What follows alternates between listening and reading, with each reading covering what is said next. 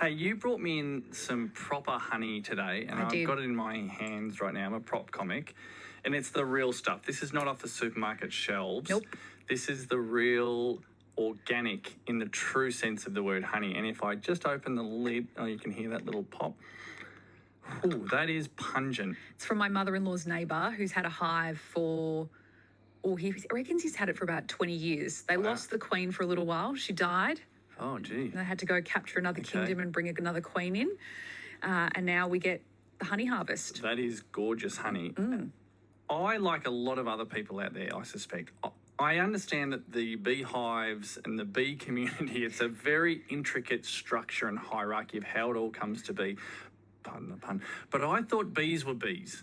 No. I didn't know there were different types of bees. I didn't either. Well, I'm glad you said that, because we've got Clancy Lester, who's an environmental educator and a native bee expert, who's coming on to talk to us about the blue-banded bees and how, not just about honey, they also love to cuddle. Clancy, good morning. Good morning. How's it going, Bob? We're pretty good in here. What can you tell us about the blue-banded bees and maybe help us with our naivety, because we just thought that bees were just one single team, but apparently not. Oh, how long have I got? I could go on all morning about blue-banded bees. I love them. What makes them different to other types of bees? Yeah, so a lot of the time, bees, people usually think about the honeybees that live in hives. But yeah, we also have a lot of different species here in Australia which are solitary, where the females will build their own nests and lay their own eggs and collect pollen from flowers all by themselves. And they're solitary. So about 95% of those 2,000 species that we have here are solitary or semi-social. So you've been searching... Yeah, I know. How many species? There's over 2,000 species that are native to Australia.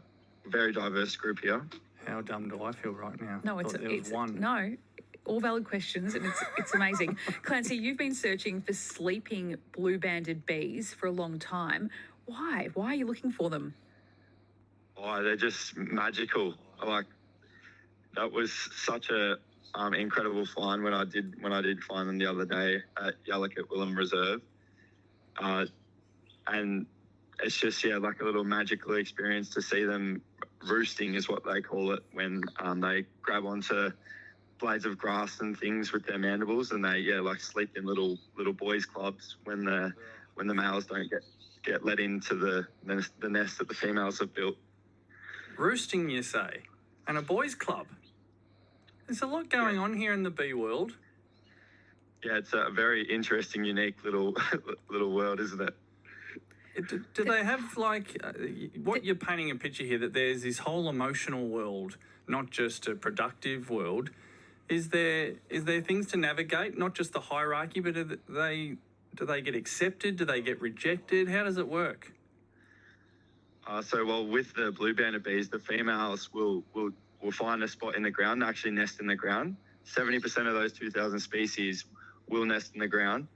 And so the females find a nice spot, maybe in a clay bank, sometimes even between the bricks in a house, in the mortar, and they'll dig in, make sort of a little tunnel, lay the egg, collect the pollen. They do all of the work, all the cooking and the cleaning, and then the males are just about good for mating and not much else. Did you say in the mortar?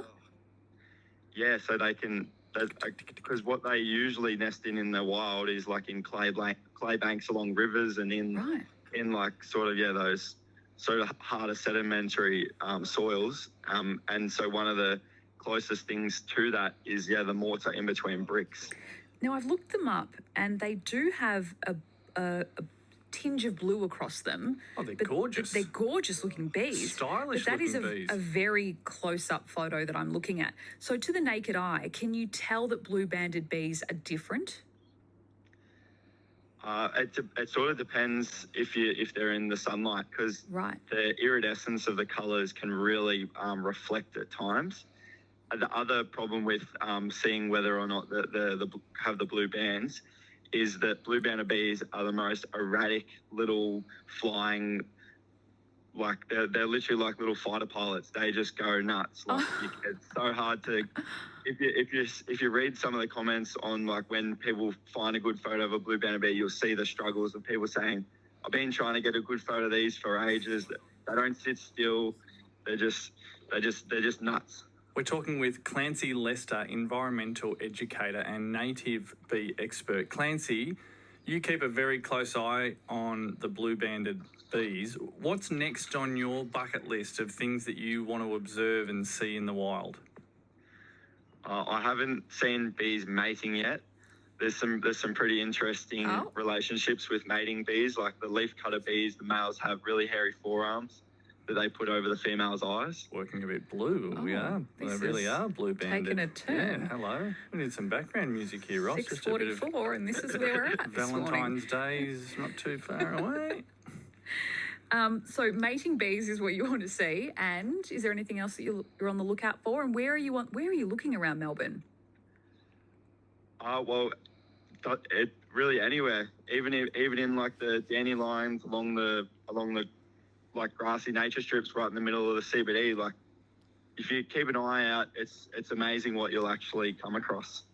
I like it. It's not like you need to be in this perfect remnant bushland. If there's some native indigenous flowers like on eucalypts, myrtaceae, daisies, anything like that, if you sit there and have a look, you're a good chance of finding something.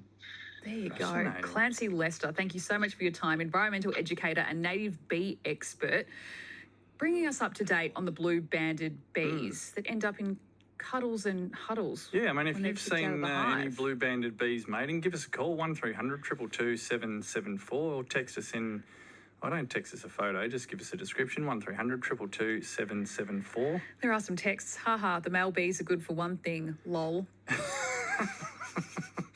We did have that discussion the other night when we were getting at the bee harvest. It's 14 minutes to 7.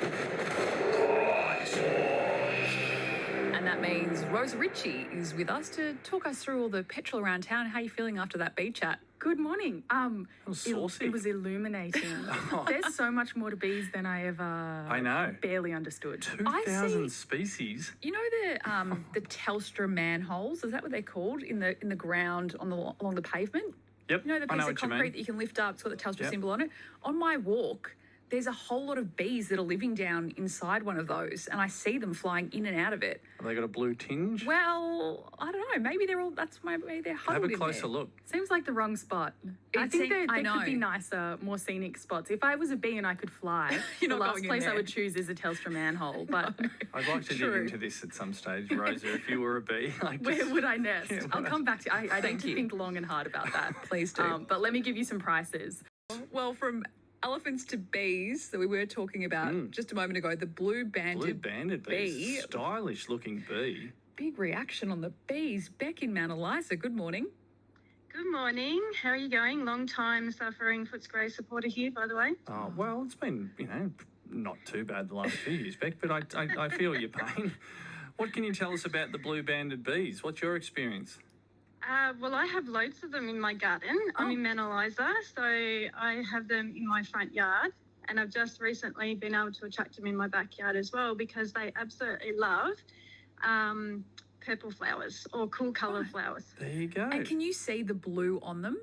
Oh, absolutely. So instead of the yellow band, you just see blue, which I thought I'd never seen one before, and I had to get my husband to have a look to see if I was seeing things because I've never seen one. Yeah. But yeah, and you hear them before you see them because they're actually quite noisy. But is everyone getting along, Beck? I mean, purple flowers. Purple is a sort of calming flower. Do the bees, are they friendly or are they a bit stingy? Are they a bit bitey? Oh no, these are gorgeous. They kind of move around like a native wasp, and no, they're lovely. And the normal bees are there too, but they don't pay much mind to each other. There you go. Thank you so much, Beck, for calling. That's so lovely. I'm going to look at them now. Not just entertaining this show, educational. Educational. And the texts are going off about the bees. We've got a couple here. I've only seen these little beauties half a dozen times in the garden and they take my breath away as they are so rare. That's from Angie. Good on you, Angie. Tracy says, lots of blue banded bees in Melbourne North. See them in my backyard. Who knew? Dave in Melbourne says, blue banded bees, I have them in my garden. They are amazing. Thanks for having Clancy on this morning. I couldn't love bees anymore. I couldn't be more intrigued. Oh, I couldn't see that. Can you see the pun? They've put, I couldn't, and then picture of a bee. Oh, be it's a bee, more is it? intrigued. Oh, that doesn't more look like bee stories, that doesn't please. look like a bee to me.